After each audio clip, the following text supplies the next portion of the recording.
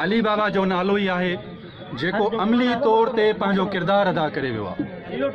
हर सिंध जे दानिश्वर, हर सिंध जे अदीब वटि दुनिया जे सुख सां गॾोगॾु इहो अदब आहे, पर अली बाबा सां गॾु हिकिड़ी बुख हुई, ॿियो घर जी फाकाकशी हुई, ॿियो घर जी बीमारी हुई, पर सिंध जो उहो सूरमो वरी बि पंहिंजे सिंध जी तारीख़ुनि ते लिखंदो रहियो, वरी बि पंहिंजे सिंध जे माण्हुनि जी ख़िदमतुनि जे लाइ पंहिंजो पाण खे उन अरदाईअ सां ई सदाईं पेश रखियईं।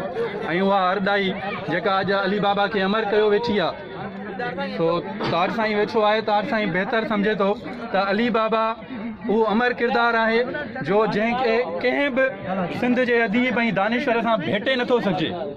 खोड़ सारियूं भेटाऊं हलनि थियूं त अली बाबा अहिड़ो हो, अली बाबा हिन सां मिलणु जहिड़ो हो, पर आउं सम्झंदुसि त अली बाबा जी शख़्सियत कंहिं सां बि भेटा नथी ॾेई सघिजे, छो जो अली बाबा पाण सां गॾु पंहिंजे उन सॼे ख़ानदान खे बि फ़ना करे वियो आहे। ऐं अॼु अली बाबा जो सिर्फ़ु ऐं सिर्फ़ु इहो नालो आहे, इहो किरदारु आहे, ऐं इहे तव्हांजा मोहबती माण्हू आहिनि जेके अली बाबा खे सारियो वेठा आहिनि। बाक़ी अली बाबा जे पुठियां ॿी का इनहेरिटेंस में प्रॉपर्टी कोन्हे का, तो इहे माण्हू तारीख़ जा माण्हू आहिनि, ऐं पंहिंजे तारीख़नि जे माण्हुनि खे तव्हां संभालींदा तॾहिं तव्हांजी तारीख़ ऐं तव्हांजी धरती ऐं तव्हांजी सिंध ख़ुशहाल रहंदी। इन में ई असांजो आजपो आहे, ऐं इहे सारोणियूं सदाईं सलामत रहनि। जीए सिंध।